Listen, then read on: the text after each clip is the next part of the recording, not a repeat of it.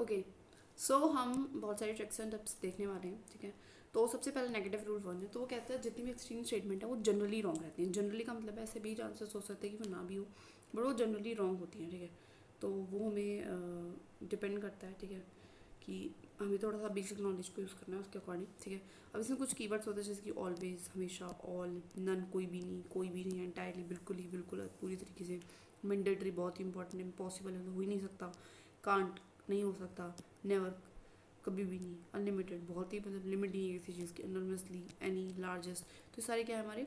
Extreme statement है, right. अभी थोड़ा सा एक्स्ट्रा कॉन्शियस होता है अगर हम पॉलिटी के साथ डील करें, बिकॉज पॉलिटी में बहुत सारी एक्सट्रीम स्टेटमेंट्स होती हैं, ठीक है। जैसे भी स्टेटमेंट है अगर उनके पास भी एक्सट्रीम वर्ड है, जैसे कि 4 स्टेटमेंट थी, statement one, statement two, statement three, तीनों थी, तीनों में एक्सट्रीम वर्ड है, तो फिर एलिमिनेशन करना मुश्किल है, तो तब यहाँ पे ये वाली ट्रिक नहीं लगानी है। देन सेकंड हमारी है that is exact data is wrong. जैसे कि एग्जैक्ट डाटा किसी भी चीज़ में होता है तो जनरली रॉन्ग रहता है, ठीक है। जैसे कि कोई ऐसे बोलते हैं 3.2 रेट से इंडिया की ग्रोथ हो रही है, या ये फर्स्ट बार ऐसा कुछ हुआ है, या फिर 10th बार ऐसा कुछ हुआ है, 10th एनिवर्सरी बनाई है, तो ये सारी जनरली जो एग्जैक्ट डाटा होता है वो गलत ही होता है, ठीक है।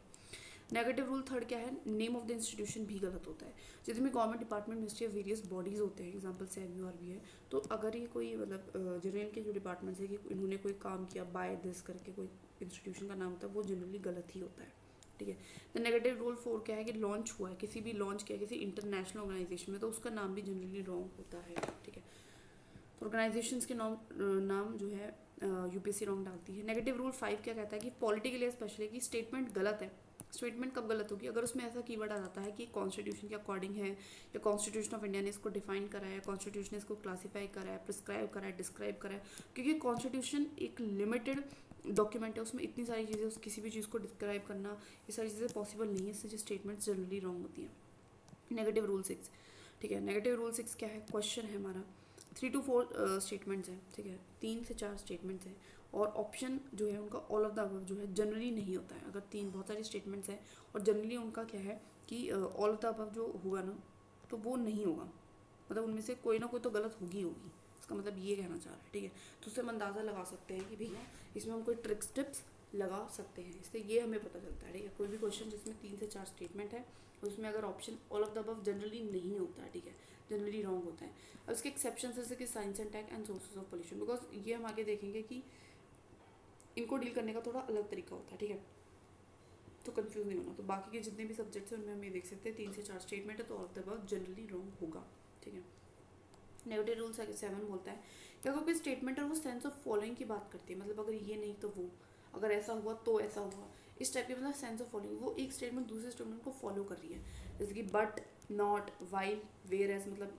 अशोका तो ऐसा करता था, वेयर एज उसके जो परदादा थे वो ऐसा करते थे, तो जनरली रॉन्ग रहती है। दिस बट नॉट दिस, वही वही होता है, ये बट वो नहीं, तो ये जनरली रॉन्ग रहती है वाली स्टेटमेंट्स, ठीक है। ना नेगेटिव रूल 8 क्या है, नोटा, नोटा जो ऑप्शन है वो जनरली होता है, नॉट ऑफ देवर, मतलब ऐसा स्टेटमेंट अगर 3 4 स्टेटमेंट दी गई है तो ना ही तो ऑल स्टेटमेंट्स करेक्ट होती हैं, बहुत ही रेयर होता है, ना ही ऑल स्टेटमेंट्स रॉन्ग होती है, ये रेयर होती है, ये चीज़ें रेयर है बहुत ज़्यादा, तो जनरली इनकरेक्ट। नेगेटिव रूल जैसे कि कोई ऑप्शन है, जैसे कि ये वाले ऑप्शन होते हैं बोथ ए एंड बी, नहीं ये वाले नहीं, जैसे कि स्टेटमेंट्स थे तो एक में आ गया ऑल ऑफ द अबव, एक में आ गया नन ऑफ द अबव, तो ये हो सकता है कि जनरली गलत हो और यहाँ पे दो अलग कोई ऑप्शन बना दिया, तो जनरली क्या होते हैं ये दो हम काट सकते हैं फिर उससे, राइट, तो नॉट ऑप्शन जनरली रॉन्ग होते हैं, कोई भी ना। नेगेटिव रूल 9 कहता है कि सूटेबल, ये सूटेबल है उन क्वेश्चंस के लिए अगर वो बेनिफिशियरी की बात करें, जैसे कोई स्कीम आई है, कुछ भी आया है, कोई है ना, तो उसकी जब बात करते हैं कि बेनिफिट्स किसको जाएंगे, एलिजिबिलिटी की बात करते हैं, बेनिफिट मैनी डिफरेंट ग्रुप को, और अगर ऐसा दिया होता है क्वेश्चन में कि भैया बहुत सारे डिफरेंट ग्रुप्स को, बहुत लार्ज वाइड ग्रुप को, लार्ज में ज़्यादा बड़े लोगों को हम ये बेनिफिट देते हैं, वो जनरली रॉन्ग रहता है, ठीक है, जनरली इट इज़ रॉन्ग, ठीक है। जैसे कि बोलते कोई स्कीम आई,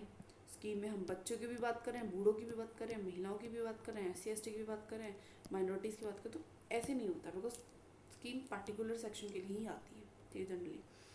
नेगेटिव रूल 10 बोलता है यूपीएससी बेसिकली फ्लिप कर देता है डेफिनेशन या मीनिंग को, जनरली ऐसा करता है अगर दो सिमिलर थिंग्स है, जैसे कि दो स्टेटमेंट रॉन्ग हो जाती है, जैसे कि उसने बता दिया लाइक सिमिलर थिंग्स क्या है, जैसे कि यहाँ डिवोल्यूशन, ठीक है, example, and revolution, similar words हैं, ठीक है, या फिर डेप्रिसिएशन एंड डिवैल्यूएशन। क्या करेगा,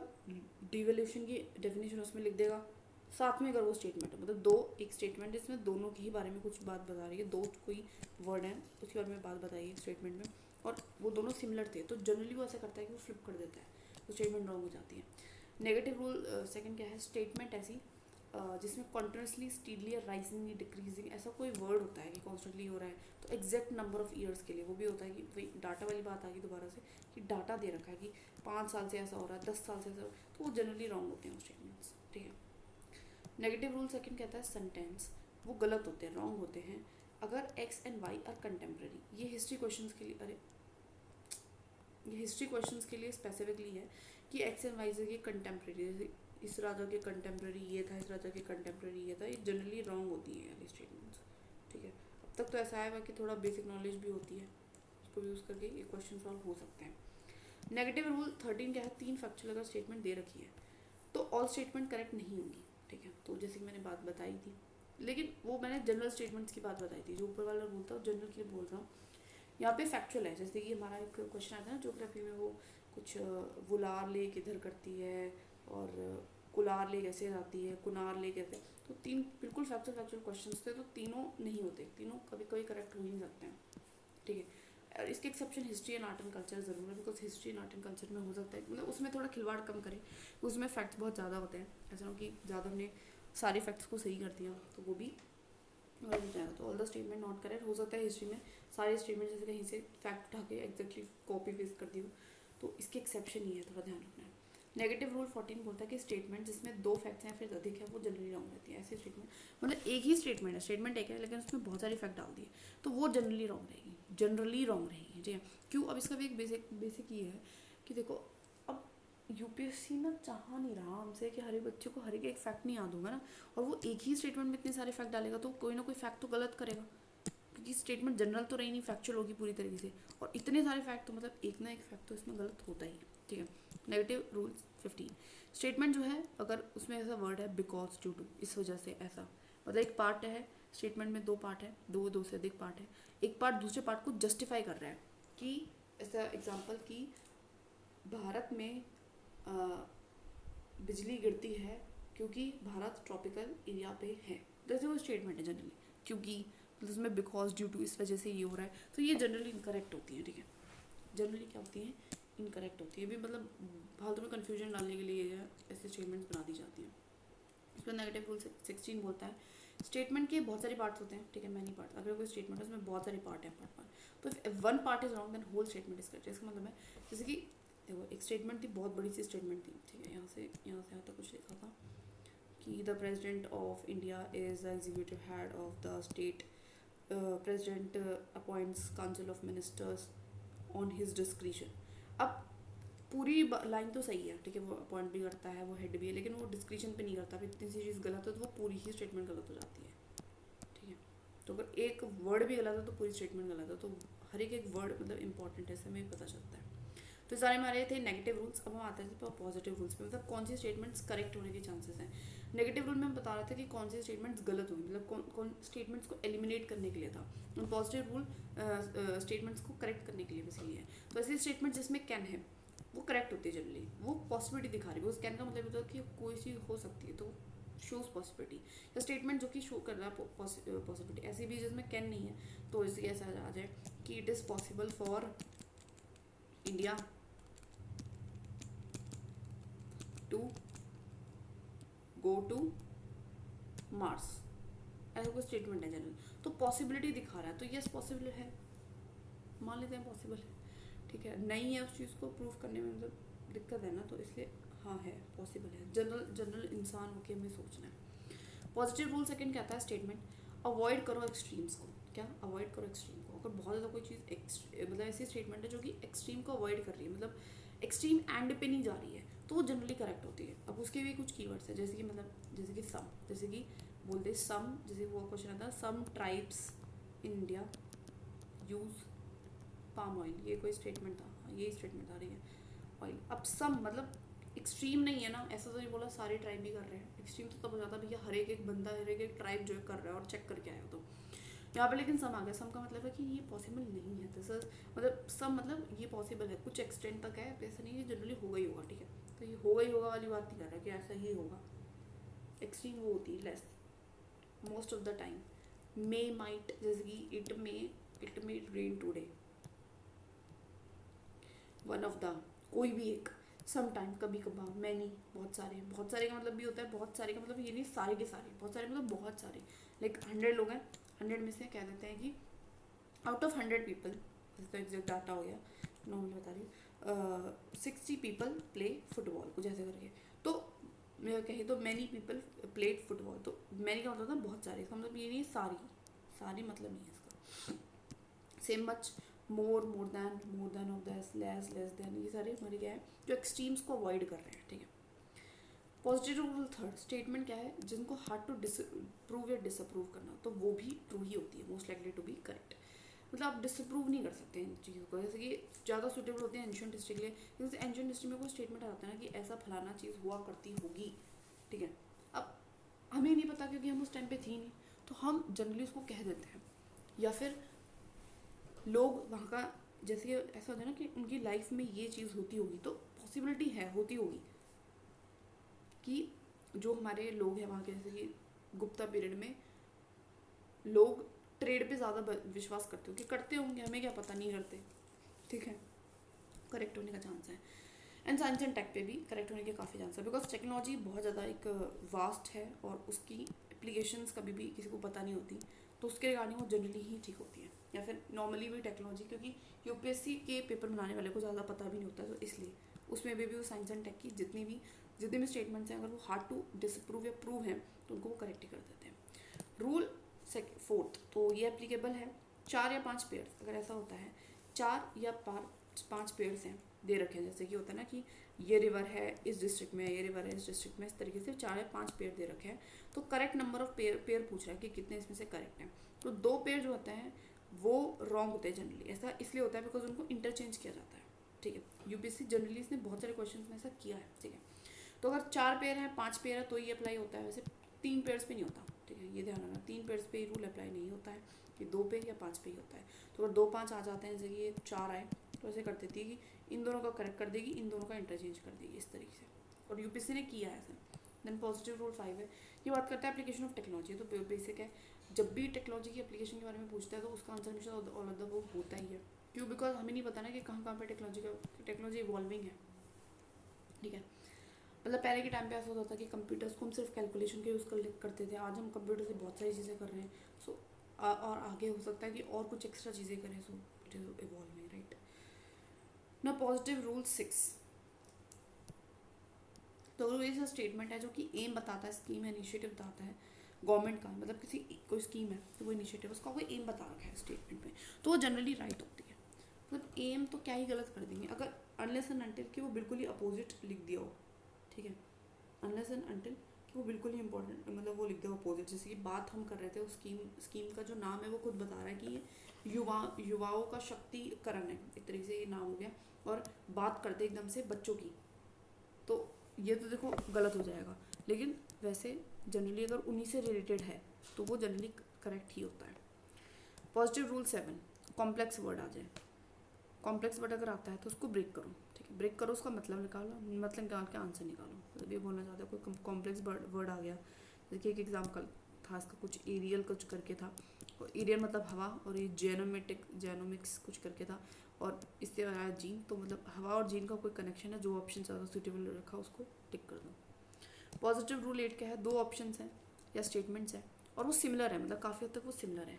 तो उनमें से ऐसा होगा कि एक गलत होगा और एक सही होगा, ठीक है, क्योंकि दोनों सही नहीं हो सकते, राइट, दोनों सही नहीं हो सकते हैं, जैसे कि रिवोल्यूशन एंड डिवोल्यूशन में ये सबसे अच्छा एग्जांपल लग रहा है, और दोनों में वही करेंसी अप डाउन हो रही है, ठीक है, तो सिमिलर है, and I am not saying कि एग्जैक्टली नहीं लेती, चलो ये ले लेती हूँ, that is revolution and appreciation, ये सिमिलर है काफ़ी हद तक, तो या फिर तो एप्रिसिएशन होगा या रिवोल्यूशन होगा, दोनों इकट्ठे तो नहीं हो सकते, एक सही होगा एक गलत होगा। ऐसे पॉजिटिव सेकंड यहीं से 2 ऑप्शन है जो कि अपोजिट है, अपोजिट मतलब डिवोल्यूशन और रिवोल्यूशन, अब ये लगा लो, अब ये दोनों ही अपोजिट है। अगर ऐसा कुछ होता कि ये फलाना चीज़ हो तो क्या इफेक्ट होगा करेंसी पे, ऐसा कोई क्वेश्चन आ जाए तो, और ऑप्शंस में दोनों चीज़ होता है, या फिर तो डिवल्यूशन होगा रेवोल्यूशन होगा, दोनों तो एक टाइम पे नहीं हो सकते। तो इस तरीके से अपोजिट भी ऑप्शंस होते हैं, तो वो भी उनमें से एक सही होता है, दूसरा गलत होता है, जब ऐसे ही उसमें से होता है सेम सेम वाली में। पॉजिटिव रूल 10 कहता है कि जो स्टेटमेंट है अगर वो न्यूज़ में रही है तो more likely to be correct होगा। मतलब ऐसे क्योंकि क्वेश्चन आते हैं, यूपीएससी बना देगी कैसे भी, मतलब क्वेश्चन कुछ भी हो, ऑप्शन से पहचानने की कोशिश करो। ऑप्शन में कुछ ऐसा लिखा हुआ है जो कि न्यूज़ में चल रहा था तो वो जनरली करेक्ट होता है। अगर नहीं भी समझ में आया क्वेश्चन तो भी वो करेक्ट हो सकता है। पॉजिटिव रूल्स क्योंकि देखो यूपीएससी भी कहाँ से पेपर बना रही है, वहीं बुक से, करंट अफेयर से। पॉजिटिव रूल 11 कहता है स्पेशली, ये पॉलिटी के लिए है, अगर कोई पॉलिटी में कोई ज़्यादा मोस्ट सेंस है, सूटेबल है कोई भी स्टेटमेंट, तो उसको लाइकली टू भी करेक्ट ही होती है वो, अगर बेसिक नॉलेज से भी करो तो ज़्यादा मतलब इस पर ओवर थिंक नहीं करना है। मेरे इसमें ये लिखा था कि ओवर थिंक नहीं करना ज़्यादा। पॉजिटिव रूल 12 बोलता है स्पेशली हिस्ट्री के लिए, ठीक है, कि ऐसा कोई ऑप्शन जो कि रिलेटेड है, जो हमारे किसके यूपीएससी के किसी फेवरेट टॉपिक से रिलेटेड है, जैसे कि उसके क्या क्या फेवरेट टॉपिक्स हैं, दैट इज बुद्धिज्म है, जैनिज्म है, शोका है, विजयनगर है, अगर उनसे रिलेटेड ऑप्शंस हैं तो वो जनरली क्या आते हैं, पॉसिबल होते हैं काफ़ी करेक्ट, क्योंकि यूपीएससी उन्हीं चीज़ों से घुमा फिरा के पूछ रही है। जैसे कि कोई क्वेश्चन आ जाए कि कोई फेमस थी कोई चीज़ थी, वो कराई किस राजा ने कराई, उसमें नेमाजा, अशोका, फिर 2-4 और ज़्यादा फेमस राजाओं का नाम ना है, तो जनरली उसमें क्या होता है कि अशोका सही आंसर हो जाता है। तो इस तरीके से होता है, ठीक है। Positive rule 13, source of pollution, अगर बेस कोई क्वेश्चन आता है तो ऑल ऑफ द अबव जो है हायर चांस होते हैं कि वो करेक्ट हो, क्योंकि हमें नहीं पता किसी पोल्यूशन का क्या क्या सोर्स है, क्योंकि ये वही वाली बात है, रिसर्च वाली बात है, और रिसर्च कौन तो कोई करेगा नहीं जाके इस आंसर को देने के लिए, तो generally all of the above है, क्योंकि बहुत सारे जो है पोल्यूशन तो आते हैं बहुत सारे सोर्सेज से, तो ना ही तो याद करना पॉसिबल और ना ही ये प्रूफ करना पॉसिबल है, ठीक है। पॉजिटिव रूल 14 बोलता है कि एंशिएंट एंड मेडिवल क्वेश्चन में जनरली ना टर्म बेस्ड क्वेश्चन पूछे जाते हैं, पूछता है यूपीएससी, तो हमें क्या करना है, उनका जो आंसर होता है अगर उनके ऑप्शंस में अगर कोई ऐसा है कि एडमिनिस्ट्रेशन, इकोनॉमी से रेवेन्यू, इन तीनों में से है और बाकी जो है कुछ अलग ही है, तो जनरली जो आंसर होते हैं जो भी मतलब इससे टर्म बेस्ड पूछता है वो या फिर तो एडमिनिस्ट्रेशन से पूछता है, इकोनॉमिक्स से या रेवेन्यू से। तो अगर ऐसा कोई ऑप्शन मिल जाए, ऐसा कोई क्वेश्चन आ जाए जिसमें जो ऑप्शन हो वो एक तो जैसे कि रिलीजन से हो जाए, एक कुछ अलग ही मतलब बता रहा है, एक इकोनॉमी से हो जाए, एक हमारा किसी और एग्रीकल्चर से हो जाए, तो जनरली क्या होता है कि जो हमारा इकोनॉमी वाला होगा, मतलब इन चीज़ों से रिगार्डिंग जो ऑप्शन होते हैं वो जनरली करेक्ट होते हैं। पॉजिटिव रूल 15 बोलता है एजर्शन एंड रीजनिंग वाले जो क्वेश्चन होते हैं, देखो इनको ना सबसे अच्छा तरीका है, 27 क्वेश्चन आए थे पिछली वर्षों में से, ठीक है, और होता क्या है कि 27 का अगर हम बात करें 70%, 27 का 70% का मतलब ये था, एक मिनट, 27 का 70%, इसका मतलब है 19 क्वेश्चन जो है उनमें हुआ क्या था कि एक स्टेटमेंट तो सही था और दूसरा स्टेटमेंट होता था गलत,